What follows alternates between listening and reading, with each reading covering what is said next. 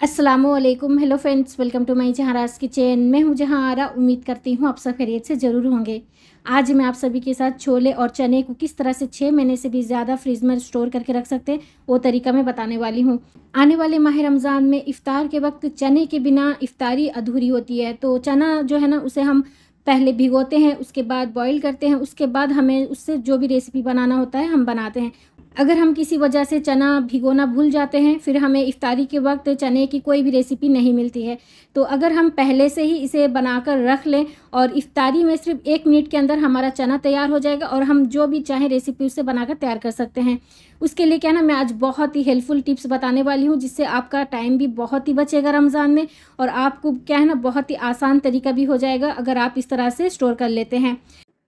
तो यहाँ पर मैंने 500 ग्राम छोले और 500 ग्राम मैंने ले लिया है काला चना, जिन्हें हमें पानी में भिगो कर रखना है 6 से 7 घंटे के लिए। चना जितने देर के लिए भिगो कर रहेगा उतना ही अच्छी तरह से फूलता है। तो यहाँ पर मैं अच्छी तरह से पानी से साफ़ करके 6 से 7 घंटे के लिए इसे इसी तरह से छोड़ दूँगी, ताकि ये अच्छी तरह से फूल जाए। एक दिन ही आपको इस तरह से बनाना है और बाकी देखिए आपका टाइम कितना बचता है। तो यहाँ पर देखिए 6 से 7 घंटे के बाद काला चना और छोला कितना अच्छी तरह से फूल चुका है। अब मैं एक बार और अच्छी तरह से पानी से साफ़ कर लूँगी। सबसे पहले हमें क्या करना है, छोले को पकाना है। तो चलिए हम चलते हैं गैस स्टोव की तरफ। स्टोव के हाई फ्लेम पर मैंने कुकर रखा है। अब मैं यहाँ पर छोले ऐड कर लेती हूँ और इसी के साथ हमें छोले के ऊपर तक पानी ऐड कर लेना है। जिस तरह हम नॉर्मली छोले को बॉईल करते हैं कुकर पर, उसी तरह से हम इसे पका लेंगे। थोड़ा सा नमक डाल देती हूँ। अब हमें क्या करना है, कुकर का लीड लगा लेना है। स्टोव के हाई टू मीडियम फ्लेम पर 6 से 7 व्हिसल आने तक हम इसे पका लेंगे। उसके बाद हमारा छोले जो है बिल्कुल परफेक्टली पक जाएगा, यानी गल जाएगा। तो चलिए हम इसी तरह से 6 से 7 व्हिसल लगा देते हैं हाई मीडियम फ्लेम पर।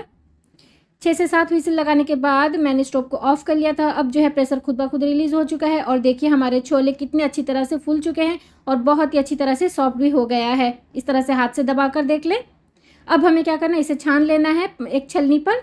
तो यहाँ पर देखिए मैंने छान लिया है छोले को। अब हमें क्या करना है, इसे ठंडा करना है। सबसे पहले मैं उसी कुकर पर डाल देती हूँ काला चना, क्योंकि पहले हम काले चने को भी बॉईल होने के लिए रख लेंगे कुकर पर। तो उसी तरह से हम काले चने के ऊपर तक रख लेंगे पानी, थोड़ा सा नमक डालेंगे और कुकर का लीड लगाकर 6 से 7 व्हिसल लगा लेंगे हाई मीडियम फ्लेम पर। तो यहाँ पर क्या है ना, छोले को मैं पहले फ़ैन में रख लेती हूँ ठंडा होने के लिए। एक मैंने कपड़ा रख लिया है, टॉवल इस तरह से आप रख लें और सभी छोले को हम इस तरह से फैला कर डाल देंगे और पूरी तरह से हमें इसे ठंडा होने के लिए छोड़ देना है। पूरी तरह से हम इसे ठंडा होने के लिए फ़ैन के हवा में रख लेंगे, ताकि अच्छी तरह से ठंडा हो जाए। तो यहाँ पर लीजिए हमारा छोले जो है बिल्कुल ठंडा हो चुका है। बिल्कुल इसे हमें ठंडा करना है। उसके बाद आपको क्या करना है, इसे स्टोर करना है। तो यहाँ पर मैंने ले लिया है ज़िप-लॉक बैग, या फिर आप किसी भी प्लास्टिक का कोई भी एयरटाइट कंटेनर ले लें। तो अब हमें क्या करना है, सभी चने को यानी छोले को हमें इसके अंदर भर लेना है इस तरह से। बहुत ही हेल्पफुल होगा अगर आप इस तरह से पहले ही आप चने को उबाल कर फ्रीज़ में स्टोर कर लें, और रमज़ान में देखिए आपको बहुत ही आसानी हो जाएगी कोई भी रेसिपी बनाने में। तो यहाँ पर देखिए पहला तो है, मैं एक पैकेट तैयार कर ली हूँ। छोले को इस तरह से बॉईल करके मैंने ठंडा करके इस तरह से पैकेट पर भर लिया है। उसी तरह से बिल्कुल हम काले चने को भी ठंडा करके हमें रख लेना है। यहाँ पर देखिए अच्छी तरह से गल चुका है। अब मैं इसे छान लूँगी और फिर से हमें इसे फ़ैन के हवा में रख लेना है ठंडा होने के लिए। जब ये पूरी तरह से ठंडा हो जाएगा, हमें फिर से उसी तरह से ज़िप-लॉक बैग में इसे भर लेना है। तो यहाँ पर सभी काले चने को भी मैं उसी तरह से भर लूँगी। तो यहाँ पर देखिए हमारा काला चना और छोले बिल्कुल तैयार है। अब हम इसे क्या करेंगे, फ्रीज़र में रखेंगे। फ्रीज़र में आप इसे 6 महीने से भी ज़्यादा अगर रखेंगे ना, बिल्कुल भी ख़राब नहीं होगा। मैं यहाँ पर थोड़े से क्वांटिटी में इसे बनाकर आप लोगों के साथ शेयर कर रही हूँ। आप चाहें तो इससे भी ज़्यादा क्वांटिटी में इसे बनाकर इसी तरह से फ्रीज़र में स्टोर कर सकते हैं। अब मैं इसे आपको 1 महीने के बाद दिखाऊंगी। तो यहाँ पर देखिए 1 महीने के बाद मैं आप लोगों को दिखा रही हूँ छोले और काला चना जो है किस तरह से फ्रीज़र पर स्टोर है। और यहाँ पर देखिए अब मैं इसे फ्रीज़र से बाहर करके भी आप लोगों को दिखाऊंगी। इसके अंदर बिल्कुल भी आइस क्रिस्टल्स नहीं जमता है और बिल्कुल परफेक्टली बनकर तैयार है। जब हम इसे गर्म पानी पर डालेंगे ना, बिल्कुल एक ताज़ा ताज़ा बन जाएगा। तो चलिए अब मैं इसे फ्रीज़र से बाहर निकाल देती हूँ। बहुत ही हेल्पफुल होगी अगर आप इस टिप्स को फॉलो करके पहले से ही चने को और छोले को इस तरह से बनाकर तैयार करके रख लें। इफ्तार में देखिए आपका टाइम बहुत ही बचेगा और आपको इबादत करने के लिए भी बहुत सारा टाइम मिलेगा, क्योंकि इफ्तार में चना अगर नहीं होगा तो हर किसी को इफ्तारी में कमी लगेगी, क्योंकि चना हर कोई खाना पसंद करता है इफ्तार के वक्त। तो यहाँ पर मैं थोड़ा ले लेती हूँ काला चना और साथ ही छोले। अब हमें क्या करना है, इसे बिल्कुल सॉफ्ट यानी नरम करना है, ताज़ा तरीन। तो यहाँ पर देखिए मैंने निकाल दिया है दोनों को। अब देखिए यहाँ पर कितना बिल्कुल हार्ड है, सख्त है। इसे आप ऐसे नहीं खा सकते हैं, बिल्कुल सख्त रहता है। बर्फ़ में बिल्कुल ये रहता है ना, बिल्कुल सख्त हो जाता है। लेकिन जब हम इसे गर्म पानी पर डालेंगे ना, ये बिल्कुल ताज़ा बनकर तैयार हो जाएगा। अब मैं एक कटोरी पर ले लेती हूँ गर्म पानी। अब हमें यहाँ पर डाल देना है फ्रीज़र से निकाला हुआ चने और छोले। तो इसे हम फ़ौरन ही डाल देंगे गर्म पानी पर, और देखते ही देखते 1 मिनट के अंदर आप देखिए किस तरह से आपका छोले और चने जो हैं बिल्कुल ताज़े बनकर तैयार हो जाएंगे। जैसे ही हमने इसे फ़ौरन ही बनाया है कुकर पर, और बिल्कुल ताज़ा खिले खिले फुले फुले आपके चने बनकर तैयार हो जाएंगे। तो अब मैं इसे दबाकर भी आप लोगों को दिखा देती हूँ कितना सॉफ्ट है। 1 महीने के बाद मैं आप लोगों को यहाँ पर दिखा रही हूँ कितना आप देख सकते हैं सॉफ्ट है। फ्रीज़र पर मैंने 1 महीने के लिए उसे स्टोर करके रखा हुआ था, लेकिन जब हम इसे फ़ौरन ही डाल देंगे गर्म पानी पर, ये ताज़ा हो जाता है, जैसे कि हमने अभी इसे कुकर पर पकाया है। तो इस चने से आप कोई भी रेसिपी बना सकते हैं, चाहे वो चाट हो, सैलड हो, या फिर चना मसाला हो। कोई भी रेसिपी आप इसे फ़ौरन बनाकर तैयार कर सकते हैं। आपको इफ्तारी के वक्त ना तो इसे अलग से भिगो कर रखना होगा 6 से 7 घंटे के लिए। अगर आप भूल भी जाएं, अगर आप इस तरह से स्टोर कर लेंगी तो आपके लिए बहुत ही हेल्पफुल होगी। तो इस तरह से आप एक बार ज़रूर ट्राई कीजिए आने वाले माह रमज़ान में इफ्तार के लिए। आज मैं आप सभी के साथ श्रेडेड चिकन की रेसिपी लेकर आई हूँ। किस तरह से आप श्रेडेड चिकन बनाकर तैयार कर सकते हैं। इस चिकन से आप बहुत सारी स्नैक्स और साथ ही आप रोल भी बनाकर तैयार कर सकते हैं। सबसे पहले हमें यहाँ पर लेना है बोनलेस चिकन। तो यहाँ पर मैं बोनलेस चिकन से श्रेड चिकन बनाने वाली हूँ। अगर आप चाहें तो हड्डी वाले गोश्त से भी बनाकर तैयार कर सकते हैं, लेकिन अगर हम बोनलेस चिकन लेते हैं बहुत ही आसानी होता है श्रेडेड चिकन बनाना। तो चिकन को मैंने पानी से अच्छी तरह से साफ़ कर लिया है। 500 ग्राम चिकन को मैं इस तरह से स्लाइस में कट कर लूँगी। तो यहाँ पर देखिए मैंने सभी चिकन को स्लाइस में कट कर लिया है। तो चलिए हम चलते हैं गैस स्टोव की तरफ। कढ़ाई पर अब मैं 2 चम्मच बटर ऐड कर लूँगी। बटर जैसे ही हल्का सा मेल्ट हो जाएगा, हमें यहाँ पर डाल देना है चिकन। सभी चिकन को हम यहाँ पर डाल देंगे मीडियम लो फ्लेम पर। हमें इसे 2 से 3 मिनट के लिए पका लेना है। पहले हम चिकन को थोड़ा सा बटर में भून लेंगे। उसके बाद हमें यहाँ पर डाल देना है आधी चम्मच अदरक लहसुन का पेस्ट। इसी के साथ मैं यहाँ पर डाल दूँगी 1 छोटी चम्मच के करीब काली मिर्च पाउडर, और साथ ही 1 छोटी चम्मच हमें नमक भी ऐड कर लेना है। तो सभी चीज़ों को हम अच्छी तरह से भुनेंगे हाई मीडियम फ्लेम पर 3 से 4 मिनट के लिए। तो यहाँ पर देखिए चिकन का कलर भी पूरी तरह से चेंज हो चुका है और अदरक लहसुन का कच्चापन भी जा चुका है। तो मैंने अच्छी तरह से पका लिया है। अब मैं यहाँ पर डाल देती हूँ 1 कप पानी। अब हमें मीडियम लो फ्लेम पर इसे पका लेना है 8 से 10 मिनट के लिए। मैंने यहाँ पर 1 कप पानी डाल दिया है। चिकन भी थोड़ा पानी छोड़ेगा। तो चलिए हम कढ़ाई को लीड से कवर कर लेते हैं। चिकन को पकते हुए तकरीबन 10 मिनट हो चुका है। यहाँ पर देखिए चिकन भी पानी छोड़ा है और मैंने भी पानी डाला हुआ था। तो ऐसे में क्या है ना, चिकन अच्छी तरह से गलेगा और साथ ही अंदर से बहुत ही जूसी भी बनकर तैयार होता है। तो अब हमें हाई फ्लेम कर लेना है। हाई फ्लेम पर सारा पानी को हम इस तरह से पका लेंगे, यानी सुखा लेंगे। तो यहाँ पर देखिए हाई फ्लेम पर मैंने अच्छी तरह से पानी को सुखा लिया है। चिकन भी अच्छी तरह से गल चुका है। तो अब मैं स्टोव को ऑफ कर लूँगी और इसे पूरी तरह से हम ठंडा होने के लिए छोड़ देंगे।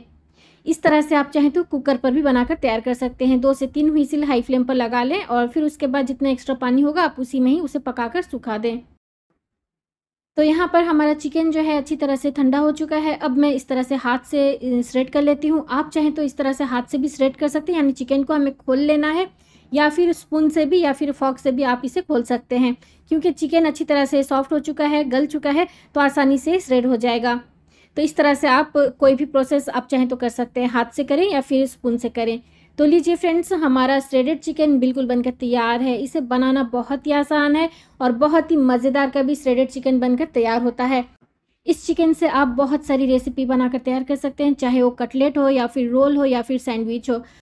बहुत ही मज़ेदार की रेसिपी बनकर तैयार होती है। आप इस तरह से चिकन स्टड बनाकर भी फ्रीज में स्टोर करके रख सकते हैं। आने वाले माह रमज़ान में आप लोगों के लिए बहुत ही हेल्पफुल होने वाली है।